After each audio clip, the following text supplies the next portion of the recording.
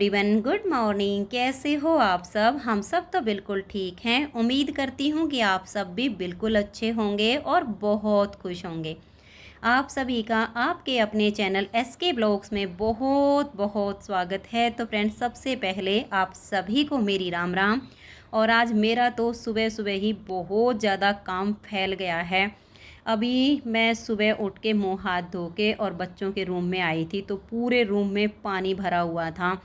जैसे ही मैंने अंदर पैर रखा तो मेरे पैर गिल्ले हो गए। फिर देखा हो बहुत सारा पानी भर गया है, क्योंकि रात को तेज़ आंधी के साथ बारिश आई थी। और जब हवा तेज़ होती है तो इस वाले रूम में बालकनी का जो पानी होता है ना, वो रूम के अंदर आ जाता है। क्योंकि बालकनी के फ़र्श का लेवल और अंदर वाले रूम का जो फ़र्श का लेवल है ना, वो बिल्कुल इक्वल है। तो जैसे ही हवा का रुख इस साइड का होता है तो पानी की छाल लगती है और पूरे रूम में पानी भर जाता है। अभी सुबह उठ के आई थी कि बच्चों को जगा देती हूँ, तो पानी इतना भरा पड़ा था। बस पानी गर्म करके पीती हूँ मैं सुबह उठ के, वो भी मैंने नहीं किया। बस बच्चों के रूम में लग गई कि साफ़ सफाई कर देती हूँ, सारा पानी निकाल देती हूँ। सिर्फ पोछे से आज यहाँ की साफ़ सफाई नहीं होनी थी, साथ में मैंने वाइपर लिया है। वाइपर से पानी को बाथरूम की तरफ कर रही हूँ, फिर साथ के साथ पोछा लगा रही हूँ। और पोछे को भी बार बार मुझे निचोड़ना पड़ रहा है क्योंकि बहुत ज़्यादा गीला है। और ये भी है कि सामान इस रूम में ज़्यादा है, छोटा छोटा काफ़ी सारा सामान रखा हुआ है और ये सब चीज़ें बच्चों के काम की हैं, तो इसी रूम में इनको सेट करना पड़ता है। अब जैसे वैसा सामान होता है जिसको हम रूम से बाहर निकाल सकते हैं, उसको तो हटा भी दें। अब जैसे बच्चों की चेयर थी यहाँ पर, उसको मैंने बाहर कर दिया। एक चेयर और रखी रहती है, उसको भी बाहर कर दिया कि ये चीज़ें हो सकती हैं। लेकिन जो रिग के अंदर बच्चों के कंप्यूटर पार्ट लगे हुए हैं, इनको तो हम यहाँ से नहीं हटा सकते हैं। ये सब चीज़ें तो दिन रात चलती रहती हैं। तो आज सुबह सुबह बहुत ज़्यादा काम फैल गया है। और वैसे भी ये समस्या जो है ना, ख़त्म नहीं होती। पता नहीं इन परेशानियों से तो मेरा कब पीछा छूटेगा। 15 सालों से मैं किराए पर रहती हूँ। बहुत सारे मैंने मकान भी चेंज किए हैं, छोटा मकान भी लिया है, बड़ा भी लिया है, और ये तो बहुत बड़ा मकान है जिसमें मैं रहती हूँ।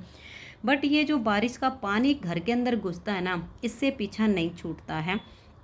कहीं ना कहीं से बारिश का पानी घर के अंदर घुस ही जाता है। और यहाँ तो आज कुछ ज़्यादा ही काम बढ़ गया है। और ये बच्चों की जो मेज है काफ़ी बड़ी सी, जिसके ऊपर बच्चों का कंप्यूटर रखा हुआ है, इस मेज को मैंने थोड़ा सा आगे किया है क्योंकि यहाँ बड़ा वाइपर भी नहीं आएगा। और यहाँ नेट वगैरह की जो डोरियाँ हैं वो भी लगी हुई हैं, इनको भी ऊपर करके और यहाँ से पानी को निकालना है, बाद में पोछा लगेगा। काफ़ी सारा पानी भर गया है, सुखाना भी ज़रूरी है।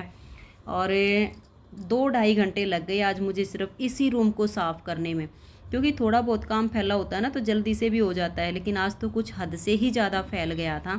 फिर विशाल के पापा जी ने चाय बना दी थी, ये वाला रूम मैंने साफ़ किया तब तक। फिर चाय पीने के बाद बाकी का सारा सोचा कि घर का झाड़ू पोछा अब लगे हाथ ही कर लेती हूँ, फिर एक साथ ही अपना नहा लूँगी तो मेरा काम हो जाएगा। तो अब तो लगे हाथ सारे घर की साफ़ सफाई का काम करके, नहा धो के, और फिर मैं खाना बनाने की तैयारी करूँगी।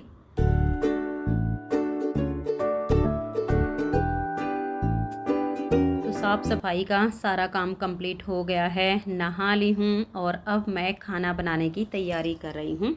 आज सुबह के खाने में बना रही हूँ पेठे की सब्ज़ी। कुछ बहनें इसको कद्दू भी बोलती हैं, लेकिन हमारे यहाँ तो इसको पेठा ही बोलते हैं।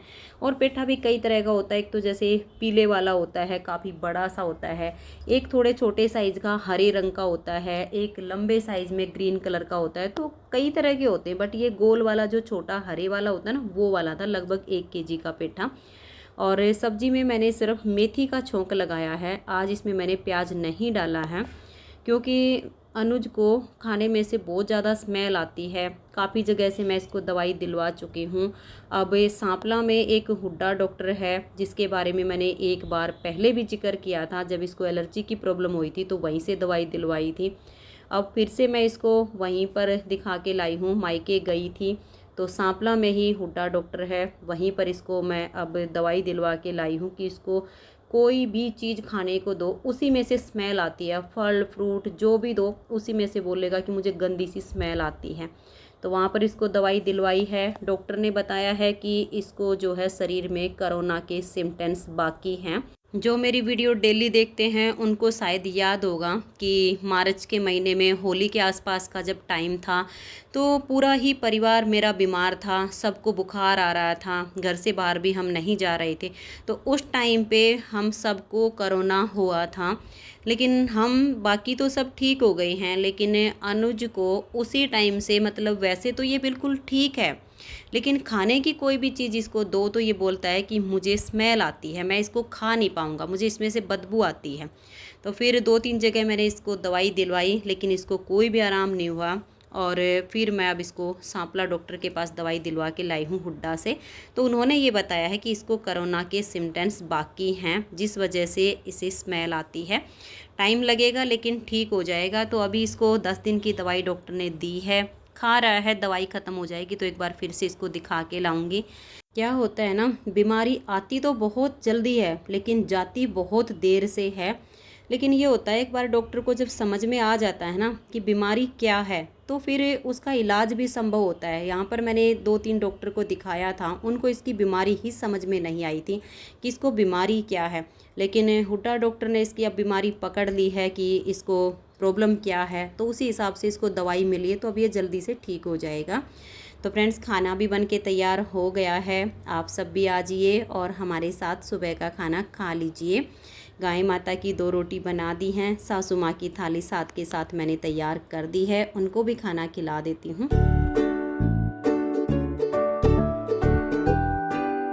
और अभी खाना बनाने के बाद मैंने मशीन लगाई है, कपड़े धुलने के लिए डाल दिए हैं। मैंने अभी खुद खाना नहीं खाया है, बाद में खाऊंगी।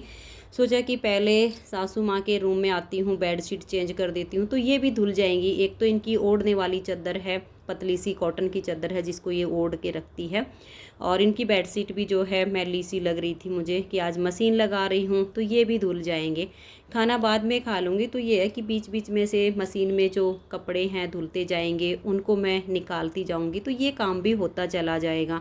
बर्तन वगैरह बीच बीच में जैसे साफ़ करती रहूँगी। बाकी घर की साफ़ सफाई का काम तो पहले ही कंप्लीट हो गया है। हाँ, इतना है जैसे अब मशीन लगाई है तो बालकनी की तरफ जब बार बार जाऊंगी तो वहाँ पर थोड़ा सा गंदा एक बार दोबारा से हो जाएगा।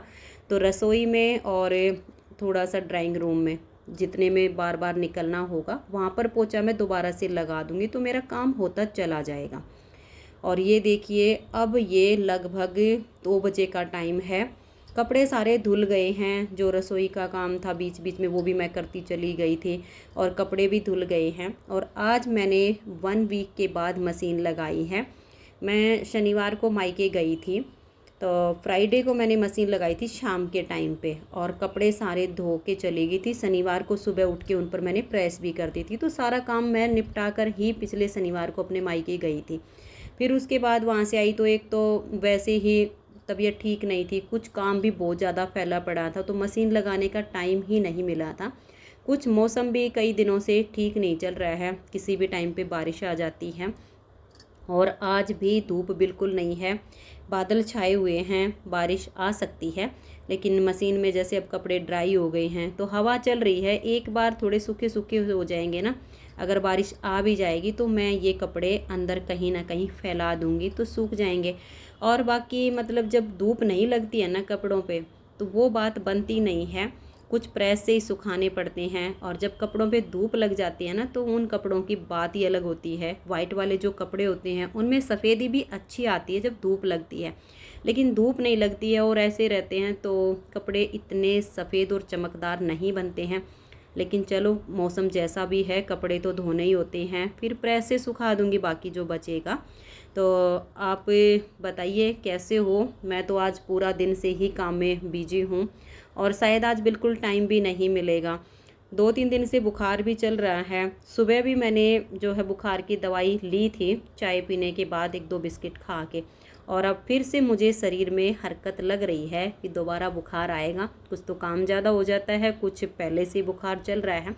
तो अभी कपड़े वपड़े सुखा के और दवाई लेके थोड़ा सा रेस्ट करूँगी, और इस वीडियो का मैं यहीं पर एंड करती हूँ, क्योंकि आज टाइम नहीं मिल पाएगा कि बाद में आप सबके साथ बैठकर मैं बात कर पाऊँ। तो किसी नेक्स्ट वीडियो में फिर बैठकर बात करेंगे।